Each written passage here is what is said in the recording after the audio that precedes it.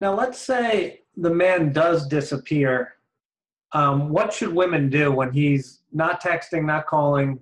What's her best play of action?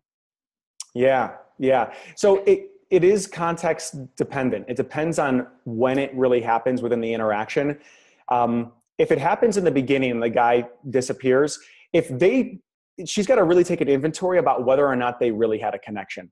If they really did have a connection and suddenly he drops off, it is important to have a innocent until proven guilty mindset, right? So rather than assuming that this guy has lost interest and he doesn't want anything to do with her anymore, and suddenly her defenses go up and she responds from that place.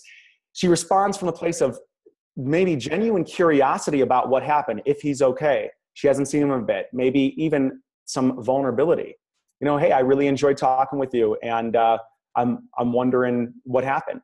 And that is okay to do. That being able to express your emotions rather than hide behind some type of defense is a way that we as people are able to eliminate the game playing that naturally comes up in the dating world. Games come as a result of one or both parties not being vulnerable with where they're at. So that's one way to initiate and possibly rekindle the connection if the guy is not texting. If he doesn't respond or his respond is lackluster at that point, I don't encourage women to pursue it at that point any further, but really to move on to the next one, because the only thing that's going to happen is if she begins to pursue, is she moves even more into the masculine role, he moves more into the receptive role, and it just ends up being a waste of time more times than not.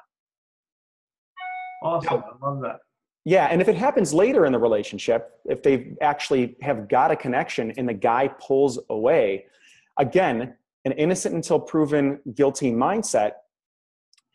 And it's important to understand why men might pull away in the relationship as well. And, John Gray talks about this in his book, Men Are From Mars and Women Are From Venus, where men pull away really to get perspective sometimes. And they pull away because the emotions that they might be feeling within the connection can get so intense that, in my words, it almost can short circuit the guy's neurology. And in order for him to reset, he's got to pull away in order to get perspective and see what's actually happening, find his center, build up the desire, and then come back in.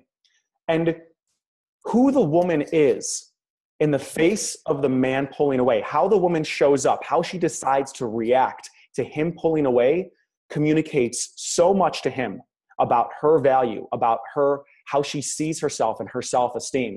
So the more that she can be poised, the more that she can allow and understand that men are naturally going to do this, they call it fractionation, where you're moving in and then you're moving out. You're moving in and moving out. And the more that a woman can see that is a natural part of the courting process and necessary for a man's emotional wiring, she can have a greater sense of acceptance around it and not take it personally, which then communicates to the man that she is a high value woman that believes in herself and believes in her value, which makes her that much more attractive to him.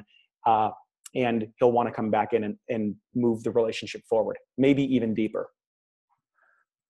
Wow. That was a phenomenal answer. That might have been my favorite answer you've given all interviews. I loved every second of that. Ladies, that was it. That was it. All right.